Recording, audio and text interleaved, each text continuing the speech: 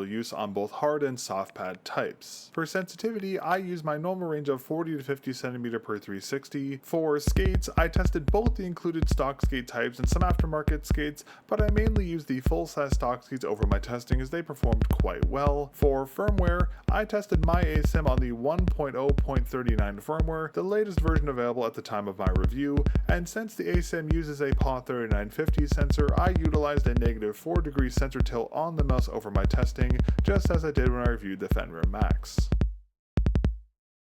For pricing, the standard versions of the Fenrir ASIMs retail for $159 USD and are available in two colorways, black which has a black shell and black buttons, and white which has a white shell and green buttons. There is also the special semi-transparent shelled versions, the violet one which has a transparent purple shell with white buttons, the emerald version which has a transparent green shell and green buttons, the silver shadow which is a transparent gray shell with black buttons, and lastly sapphire blue, whose shell is transparent blue and has black buttons. All of these special versions retail for $169 USD, slightly more than the standard black and white colorways, and today I'll be reviewing the ASIM in the standard black colorway.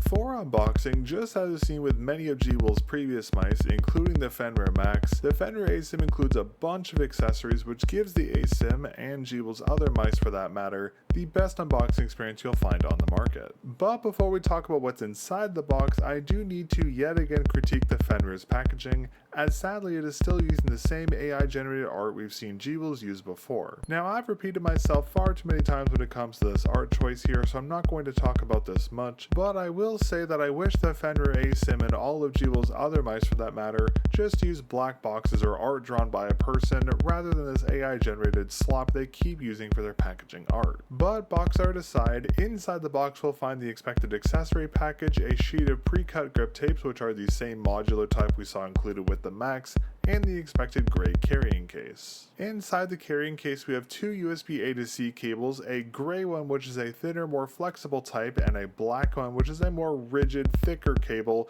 Both of these cables do lack a tilted USB-C end, but considering that the Fenrir is designed to be a wireless only mouse and also given its size, the lack of a tilted USB-C end on these cables isn't an issue per se, as you'll rarely use the mouse wired. Also included in this case is the same semi-transparent cyan colored AK dongle that we saw included with the Max, which looks really great, and the dongle has the expected large rubber base on it, so despite the dongle's lighter weight, the large rubber base helps to keep it well anchored on most desktop surfaces. And lastly, wrapped in a fabric baggie, we have the Fenrir ASIM itself, which comes with 4 PTFE dot skates pre-installed on its base. Now let's talk about the accessory package, which includes several additional items, first of which we have a large quick start guide which lists the Fenrir's specs, buttons, as well as some information about the mouse and its support information. Next we have a package of skates which includes an additional 30 PTFE dot skates, the same type that came pre-installed on the Fenrir, as well as 2 full-size set of skates which are surprisingly good, but I'll talk more about them later. This accessory package also includes the same skate spacers we saw included with the Fenrir Max, including both 1 and 1.5mm sizes. As I said before, these are a very underrated accessory, as you can use these to increase the height of not only the included dot skates but also aftermarket dot skates of similar widths, and when applied makes these skates more compatible with higher LOD levels and softer pad types, and we'll talk more about these spacers later in this video. We also have 3 base cover stickers included, similar to the ones we've seen G-Will's include with their other mice,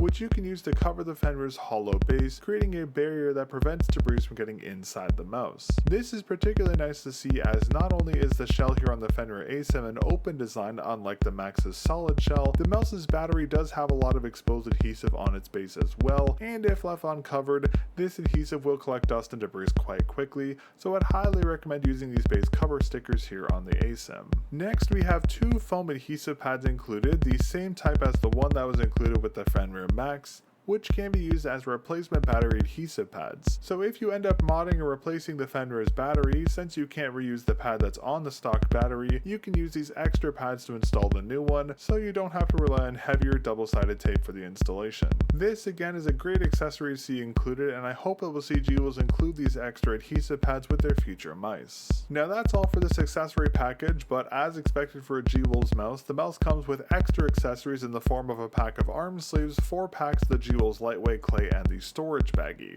Now these included arm sleeves are fine as they're a palm design which is great for a fingertip optimized mouse like the ASIM, but the sleeves material is quite rough. So when using them on fabric pads, the sleeves are a little more controlled than you'd expect an arm sleeve to be, but on hard pads they're fine, but they're not a sleeve I'd recommend using on fabric pads or a long-term use, but they'll do the trick until you can get a proper gaming optimized sleeve. Next, we also have the 4 packs of the Jewel's lightweight clay, which is one of the most underrated accessories Jewel's includes with their mice, as you can use this clay to create shape-altering attachments for the mouse, such as a finger ridge or an L-shaped anchoring point. Now, since the instructions for this clay aren't exactly the clearest, I did make a guide on how to properly use this clay, so if you want to learn more about this lightweight clay and how to properly use it, you can check out my guide, which will be linked on screen here and down in the video description. And lastly, we have a resealable plastic bag, which is designed to be used as a storage bag for the ASIM. Now, Jewel's has included this baggie with all of their recent releases, as due to some models' more open shell designs like the ASIMs here, mice with this open shell can be rather susceptible to debris building up inside the mouse. So to prevent debris related issues, Jewel's has included this plastic bag so you can store the mouse in it when it's not being used, shielding it from debris buildup. Now you don't have to use this included storage bag if you don't want to, as you can store the mouse in the product box, the included carrying case, or an anti-static bag, but it's very important that you only store the ASIM, and Jewel's other mice for that matter, in the listed methods, and ensure you do not use any other kind of resealable bag such as a Ziploc bag, as those types can generate static charge inside them when opened, which can damage your mouse, so be sure to store your mouse properly. And lastly, for warranty, the Fenrir ASIM comes with a 1-year warranty, and you can find all the terms and conditions for said warranty over on Jewel's website. For in-game performance, the ASIM was a very interesting mouse, as not only did the mouse perform surprisingly well, the mouse's shape and specs were also very well implemented, but much like the Max, there were some issue areas with the design of this mouse. Now the ASIM, unlike the Max, is a much lower profile mouse, so I had to grip it very differently from the Max, as if I gripped it too far forward on the side shell, my fingers would drag against my mousepad. So I had to grip the ASIM more towards the rear of its shell, and this did take some time to get accustomed to, as my thumbs rested on top of the side buttons, which caused some issues which we'll talk more about in a moment. But while I had to use a unique grip style here on the ASIM, the flared out ridge on the mouse's right side is a fantastic feature, as it created an anchoring ridge of sorts for my pinky and ring fingers, which helped to keep my grip on the ASIM quite stable. Another aspect of the ASIM's design that initially did improve its gripability was its low click heights, which, similar to the click heights we saw in the HTX Mini, does ergonomically improve the ASIM, but this was negated by the heavier switches Jewel's used here for the main clicks, which are much heavier than the Max's, which led to some issues, and we'll talk more about that later. But unlike the Fenrir Max, whose scroll wheel was rather difficult to utilize due to its shallowness, the ASIM scroll wheel is much more pronounced due to the shell's lower profile, which made the ASIM scroll wheel much easier to utilize. Unfortunately though, the mouse's side buttons, just like the Max's, are positioned very far back in the mouse's side shell, and the buttons themselves are very shallow, which makes them rather difficult to actuate unless you increase their height by adding on the included side button covers, but in doing so, since I had to grip the ASIM towards the rear of its shell with my thumb resting on top of the side buttons, with this increased height I found it very easy to misactuate the side buttons if I tensed my grip, which did impact the mouse's performance significantly, as I'd accidentally input side clicks quite frequently. As such, over my testing I actually disabled the side buttons entirely,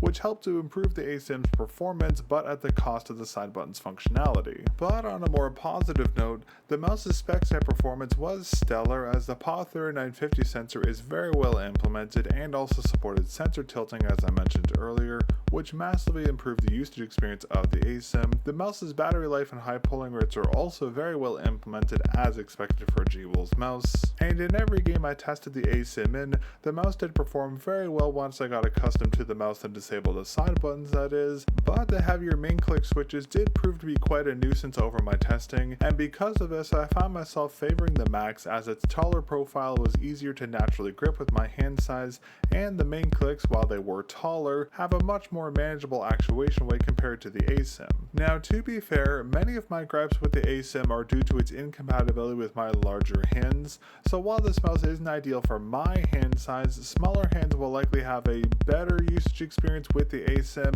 but these heavy main click switches will be an issue for all hand sizes, and that is the primary factor as to why I prefer the Max over the ASIM despite the ASIM's superior shape. Now, as a precursor to this section, keep in mind that my Fender ASIM was shipped to me directly by G-Wolves, so take this unit's build quality and QC with a grain of salt. Another note I wanted to make here is that just like the Max, the ASIM's side shell material has been changed from G-Wolves' previous mice, having a much thinner honeycomb texturing which is much less abrasive than the deeper honeycomb shells we've seen G-Wolves use before. As such, the ASIM has a significantly better raw feeling to it just like the Max did, compared to the mice like the HTS Ultra or HTX Mini, but despite this, since the ASIM doesn't have a coating, the shell is still tricky to grip, especially with sweatier hands, so to keep a consistent grip on the ASIM, you'll need to use some kind of grip aid such as the included grip tapes, but we'll talk more about them later. Now, improved shell aside, for build quality, the Fender ASIM, just like the Max, is a very well built mouse, and due to the mouse's smaller, shorter profile and thicker top shell material, the ASIM actually feels better than the Max as there's no creaking or flexing anywhere on the mouse's shell,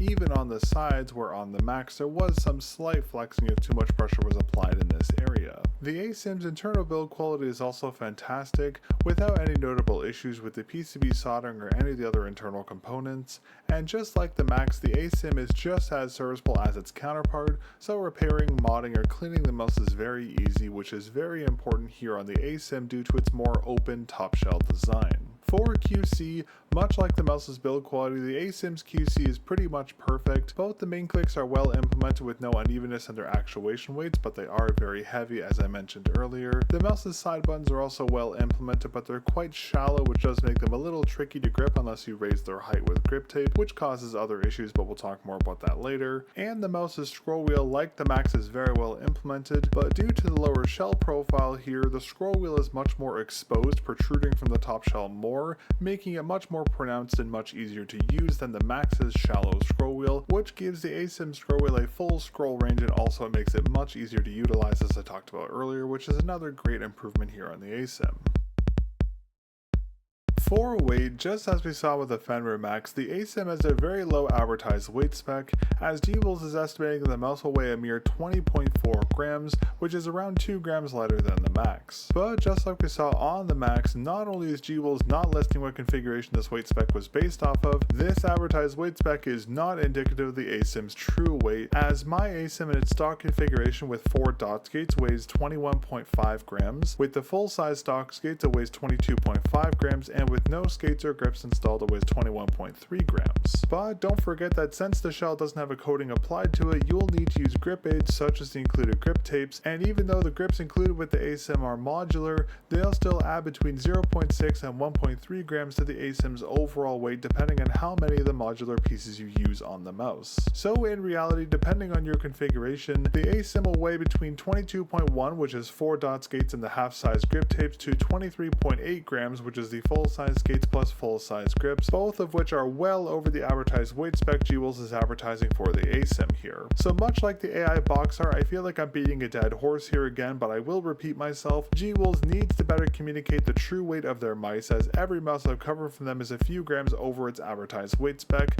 and this is especially important considering you'll likely need to use grip tapes on their mice since none of them have coatings. To resolve this, G-Wolves should absolutely be listing a plus-minus gram ratio on all of their mice, and even though there's an industry standard of approximately plus-minus 2 grams, it needs to be disclosed, and they should also list the various configuration weights for their mice with different skates and grips, so customers know the true weight of the mouse they purchase, especially considering G-Wolves' history with inaccurate weight specs. But while the advertised weight spec for the ASIM is quite inaccurate, just like the Max, the true weight of the mouse is still very impressive considering how solid the mouse's build quality is, and I have no issues with the mouse's weight as it feels borderline weightless in the hand. I just wish the mouse's true weight was disclosed properly.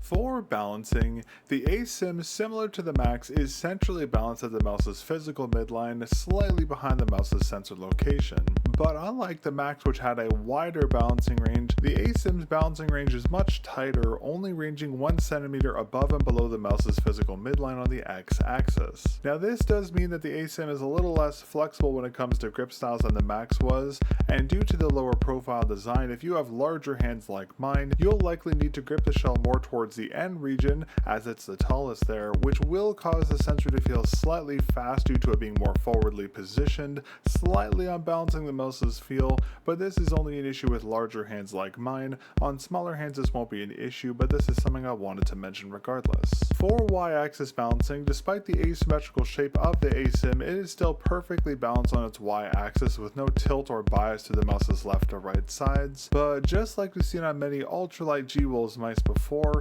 it's worth noting that when using the mouse wired it will be quite unbalanced by the weight of the cable, causing the mouse to be very forward heavy, but seeing as the ASIM is designed to be a wireless mouse, not a wired one, and that the mouse lacks any high polling rates on its wire connectivity, the only time this will impact your performance is if you're forced to use the mouse while it's charging, which will be a rare circumstance. So while this unbalancing won't exactly be a regular issue, this is another reason I would not recommend using the ASIM wired.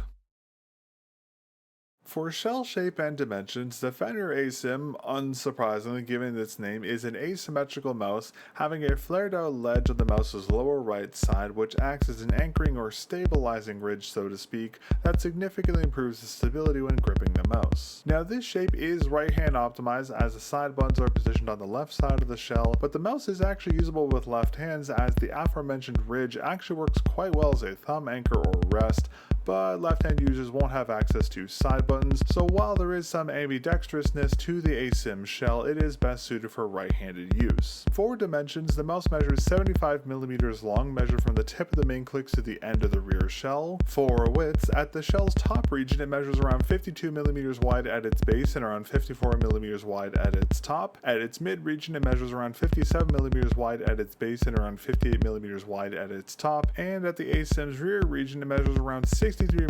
wide at the base and around 59mm wide at its top. For heights, at the top region of the shell measures approximately 12mm tall, at the mid region of the shell it measures approximately 20mm tall, and at the end region of the shell it measures approximately 27mm tall. For shell profiles, as I mentioned earlier, due to the updated shell design, while on paper the Fenrir Max and ASIM look very similar, when you look closer you'll find just how different these two mice are, even though they share many similarities. Looking at the ASIM from the top, where you can see the mouse's shell shape with its thinner forward region and slightly wider rear region, with that flared out ridge on the mouse's lower right side. Flipping the mouse over and looking at the mouse from the base, we can again see the mouse's symmetrical shape just flipped, and you can see that the base of the Fenrir is wider than the top region as we just talked about in the previous segment. We can also see that the shell's left side right from the front is straightened with a very light outward curvature to it, while its right side left from the top angles out more to account for the flared out ridge at its base. Looking from the mouse's sides, we can see the mouse's shell curve